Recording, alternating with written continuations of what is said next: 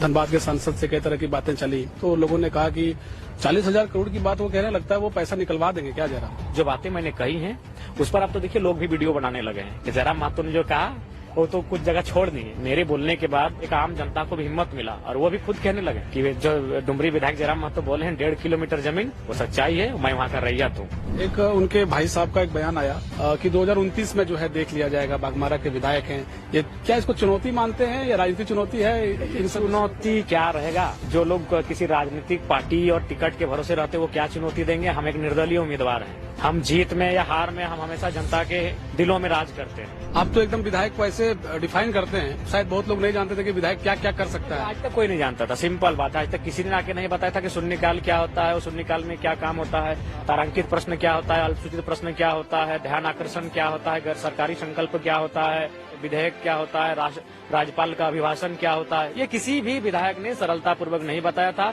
वो नहीं चाहते थे कि जनता विधानसभा के अंदर की चीजों को जाने। अगर वो जानने लगेंगे तो ये भी तैयारी करने लगे। वो नहीं चाहते कि जनता वहाँ अंदर जाए, वो तो चाहेंगे कि मेरे बाद मेरा बेटा वहाँ अंदर जाए। सीएम साहब जो हैं विदेश के दौरे पर हैं, झारखंड में निवेश बढ़ने के संभावनाओं को तलाशा जा रहा है, कई चीजों पर बात हो रही है। क्या लग रहा है इस दौरे को लेकर? यहाँ जनता त्रस्त है और माननीय मुख्यमंत्री विदेशों में मस्त हैं। अगर वहाँ से कुछ वो लेके आएंगे तो निसंदेह हम खुद कहेंगे कि भाई ये उनकी दूरगामी सोच है। जो सीधा सीधा ये समझता है कि नहीं जयराम महतो अगर मुख्यमंत्री बन गए तो शायद चीजें ठीक हो सकती हैं। आपको लगता है कि ये जो विस्थापन नीति का मुद्दा है, स्थानीय नीति का मुद्दा है, नियोजन नीति का मुद्दा है, जो 132 का मुद्दा है, आप कह रहे हैं कि दिल्ली शक्ति हो तो हो सकता है, वैसे लोगों को क्या भरोसा आप दे सकेंगे कि सरकार जयराम की बने तो ये सब चीजें जो है एक कलम से हो सकती है? अदर स्टेट में ले जाएं जिसने बेहतर कार्य किया है तो वहाँ ऐसा नहीं कोई आसमान से आया हुआ व्यक्ति राज्य को चला रहा है। उसी राज्य का हमारे जैसे हाड़मान से बना हुआ एक शख्स है, उसमें क्या है इच्छा शक्ति है। तो बस ये चीजें हो जाएंगी तो बनाई जाएंगी। बड़े दुखी हैं लोग, विशेषकर गरीब तबके के लोग, जिनको छात्रवृत्ति के बदौलत जो है उनकी पढ़ाई जो है कहीं न कहीं बाधित है।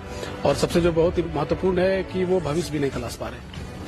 नहीं, ये तो चिंता का विषय है। और आज देश राज्य की सरकार और केंद्र की सरकार की आपसी तालमेल ना होने के कारण यहाँ के छात्र, यहाँ के युवा अपने भविष्य को अंधेरे में डूबता हुआ देख रहे हैं। अंदाजा लगाया जा रहा है कि भाई कहीं भाजपा के साथ जाना है जेल कैंप को, या कोई किधर जाए फायदा जेल कैंप। क्योंकि देखिए ऐसा कुछ नहीं, अभी राजनीति में बहुत कुछ उतार चढ़ाव होगा। क्या पता कल को भारतीय जनता पार्टी और झारखंड मुक्ति मोर्चा आपस में गठबंधन कर ले, कांग्रेस गठबंधन से आप उसे बाहर देखेंगे। तो राजनीति एक ऐसी चीज है जिसमें कोई भी एग्जैक्ट नहीं कर सकता है कि क्या होने वाला है।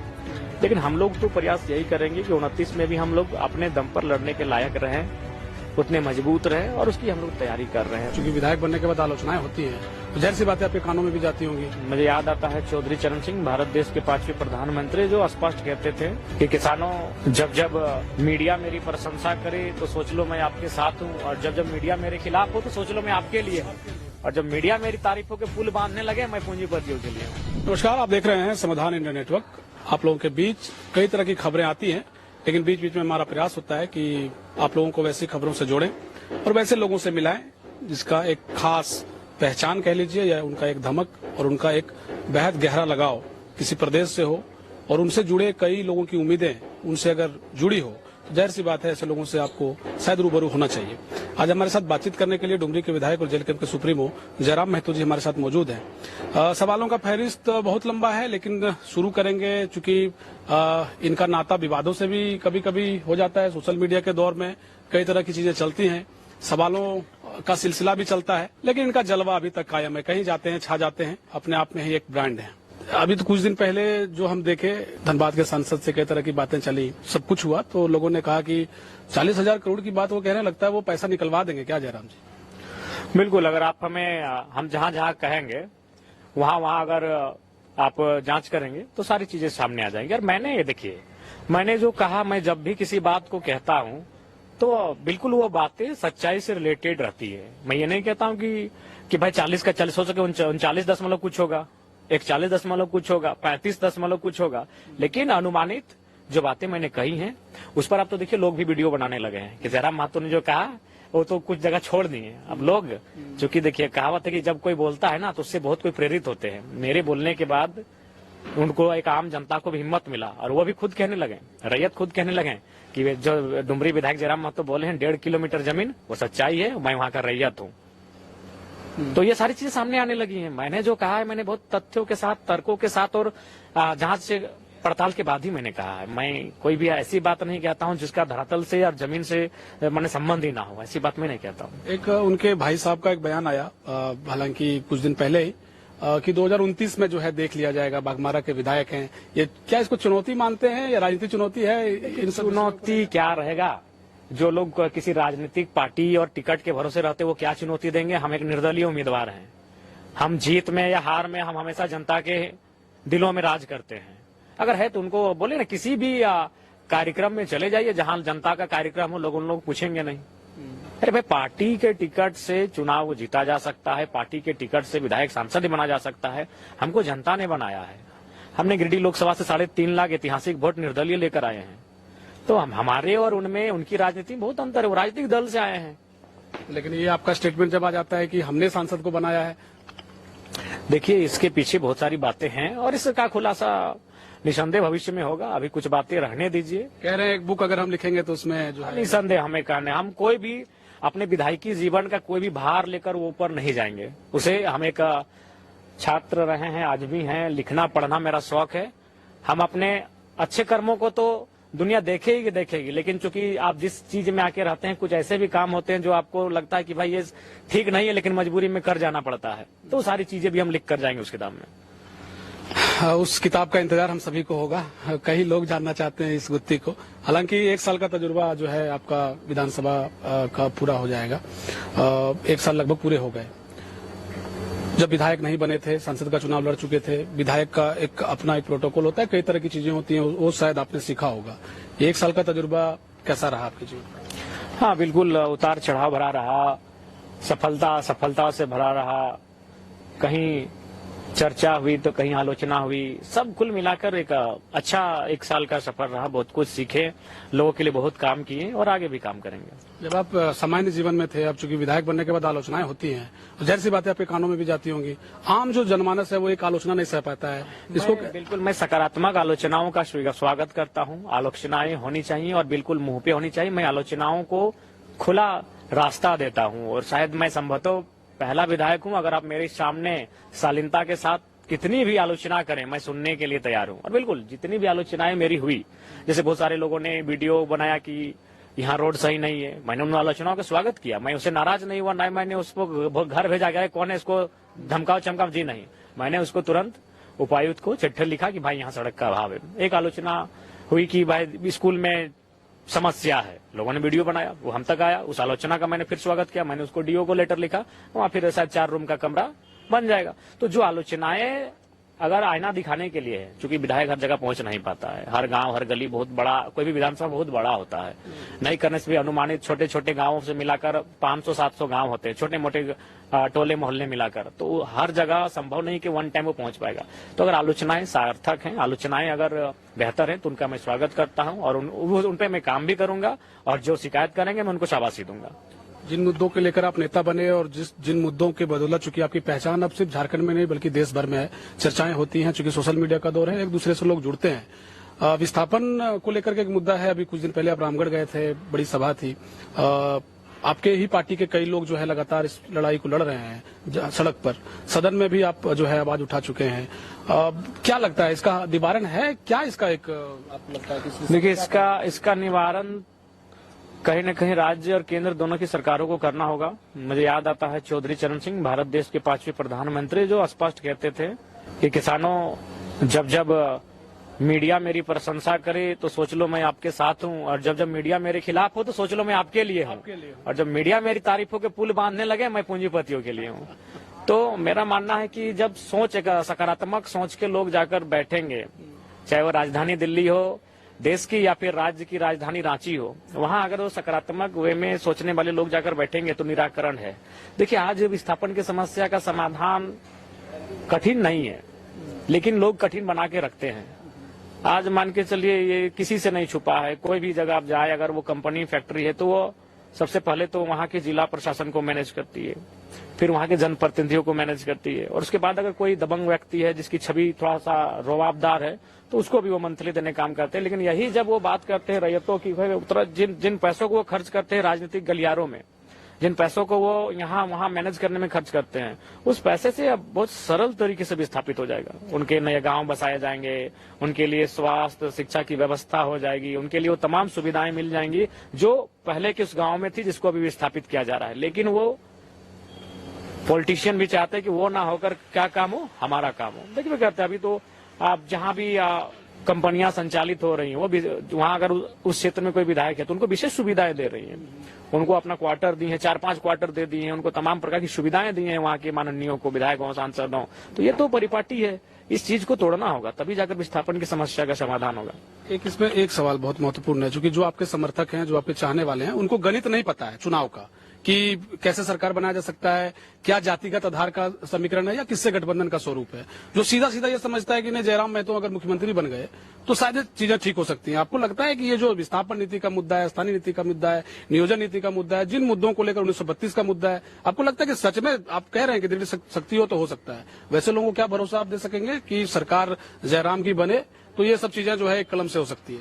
संभव है आपको लगता है, चूंकि आपका अनुभव भी 1 साल का है? इच्छा शक्ति सबसे बड़ा चीज है। मैंने देखा कि अभी जितने भी मैं विभागीय पदाधिकारियों से मिलता हूँ, उनका कहना है कि भाई हम लोग का तो सीधा सीएमओ से संपर्क है, वहीं से हमारा इधर उधर होना होता है, तो ज्यादा हम लोग किसी को इसीलिए ना मतलब सो डरते हैं ना परवाह करते हैं। हमारे बहुत सारे साथी जगहों पर हैं जो पदाधिकारी के रूप में तैनात है, उनका सीधा यही कहना है कि हम लोग का सीधा जो संबंध है वो ऊपर से ही होता है, हमें इधर उधर आना जाना यानी कह सकते हैं ट्रांसफर दिस दैट, तो कहीं ना कहीं ये चीजें नियंत्रण नहीं हो पा रही हैं। तो इसका मतलब इच्छा शक्ति, तो ये सारी चीजों को अगर आप मिलाकर देखेंगे तो ये स्पष्ट होगा कि इच्छा शक्ति सबसे महत्वपूर्ण है।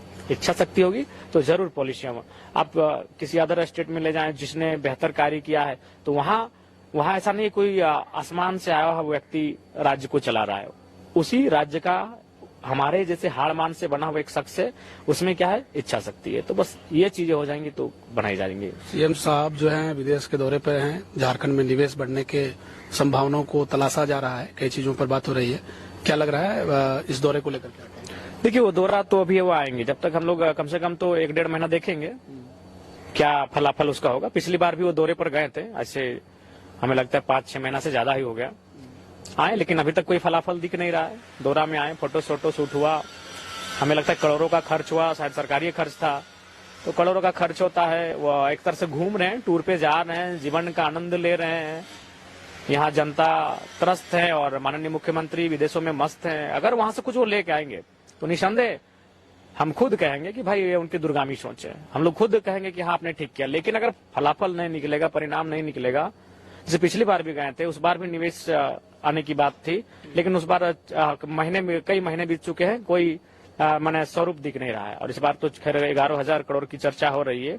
अगर वो सार्थक रूप से यहाँ पर आएगी तो निसंदेह स्वागत योग्य होगा, लेकिन उसकी कीमत झारखंड ही ना चुकाए। पूरी झारखंड की नजरें इस बार के बजट सत्र को लेकर के हैं, आप भी तैयारी कर रहे होंगे, क्या कहेंगे बजट सत्र को लेकर जो आने वाले? बिल्कुल, बजट सत्र 1 साल का एक वित्तीय वर्ष का बजट होता है, जिसमें हमारे तमाम शिक्षा हो, स्वास्थ्य हो, तमाम विषयों पर हम लोग बहस करते हैं। बजट कहाँ जाना चाहिए, कहाँ नहीं जाना चाहिए, कितना अनुपात में जाना चाहिए, क्या क्या काम होने चाहिए। साल भर का हमारा एक कह सकते खाका तैयार होता है कि राज्य को कितनी गतिशीलता के साथ हम आगे बढ़ाएंगे, हम क्या कितने बेहतर तरीके से राज्य को बेहतर करेंगे। तो निसंदेह बजट सत्र पर सभी राज्यवासियों की नजर होती है और विधायकों की जवाबदेही वहाँ पे बढ़ जाती है। पहले से टास्क हो जाता है एक विधायक के लिए, चूंकि आम लोग, आप तो एकदम विधायक को ऐसे डिफाइन करते हैं, शायद बहुत लोग नहीं जानते थे कि विधायक क्या क्या कर सकता है। आज तक कोई नहीं जानता था, सिंपल बात है। आज तक किसी ने आके नहीं बताया था कि शून्यकाल क्या होता है और शून्यकाल में क्या काम होता है, तारांकित प्रश्न क्या होता है, अल्पसूचित प्रश्न क्या होता है, ध्यान आकर्षण क्या होता है, गैर सरकारी संकल्प क्या होता है, विधेयक का संशोधन क्या होता है, विधेयक क्या होता है, राज्यपाल का अभिभाषण क्या होता है। ये किसी भी विधायक ने सरलता पूर्वक नहीं बताया था। वो नहीं चाहते थे कि जनता विधानसभा के अंदर की चीजों को जाने। अगर वो जानने लगेंगे तो ये भी तैयारी करने लगेंगे। वो नहीं चाहते कि जनता वहां अंदर जाए, वो तो चाहेंगे कि मेरे बाद मेरा बेटा वहां अंदर जाए। तो जयराम महतो ने तो ये बताया कि सदन इतने बजे आरंभ होता है, पहले सवाल होते हैं, उस सवाल में जवाब, मंत्री और विधायक का बहस होता है, बातचीत होती है, फिर उसका एक समाधान निकालने का प्रयास होता है।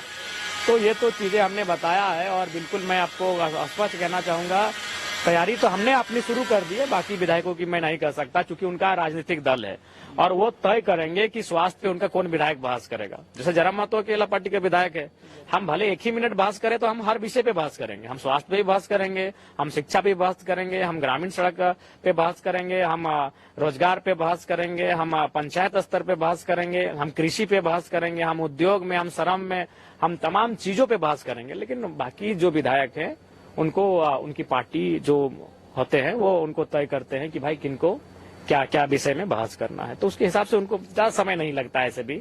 लेकिन चूंकि हम लोग गंभीरता पूर्वक रहते हैं तो हम लोग कम से कम 15 दिन पहले स्टार्ट कर देते हैं कि भाई ये मैंने एक तरह से एक बहुत पहले से इंटरेस्टेड रहते हैं कि ये चीजें कि हम तैयार करके जाएंगे, इन चीजों को वहां रखेंगे और उस पर काम भी करवाएंगे। कई छात्रों ने कहा, चूंकि ये सवाल लगातार आप इसका जवाब देते रहे हैं छात्रवृत्ति को लेकर के, बड़े दुखी हैं लोग, विशेषकर गरीब तबके के लोग, जिनको छात्रवृत्ति के बदौलत जो है उनकी पढ़ाई जो है कहीं ना कहीं बाधित है, और सबसे जो बहुत महत्वपूर्ण है कि वो भविष्य भी नहीं तलाश पा रहे। नहीं, ये तो चिंता का विषय है और आज देश, राज्य की सरकार और केंद्र की सरकार की आपसी तालमेल ना होने के कारण यहाँ के छात्र, यहाँ के युवा अपनी भविष्य को अंधेरे में डूबता हुआ देख रहे हैं। ये चिंता का विषय है और हम लोग का एक जन प्रतिनिधि होने के नाते मेरा पूरा प्रयास रहेगा, पिछली बार भी मैंने सदन में इस बात को उठाया था, इस बार भी हम लोग का प्रयास रहेगा कि छात्रों की जो छात्रवृत्ति है वो कम से कम अब तो भुगतान हो जाना चाहिए। जेल कैम्प को लेकर कई लोग जो है ऐसे ही राजनीति पंडित अनुमान लगाते रहते हैं। ऐसा लगता है कि इस बार बीजेपी जो है वो आपकी वजह से हार गई, कई लोग कहते हैं। पता नहीं, समीकरण का अलग अलग हिसाब किताब है। कहा जा रहा है जो अगला चुनाव है, हालांकि लंबा वक्त है, लेकिन जो कि राजनीति चर्चा है, जाहिर सी बात है आपके बिना झारखंड में चर्चा जो है अधूरी रह जाती है, जेल कैंप के बिना अधूरी है चर्चा। अंदाजा लगाया जा रहा है कि भाई कहीं भाजपा के साथ जाना है जेल कैंप को, या पूरा सिक्का आपके हाथ में है, कोई किधर जाए फायदा जेल कैंप को है?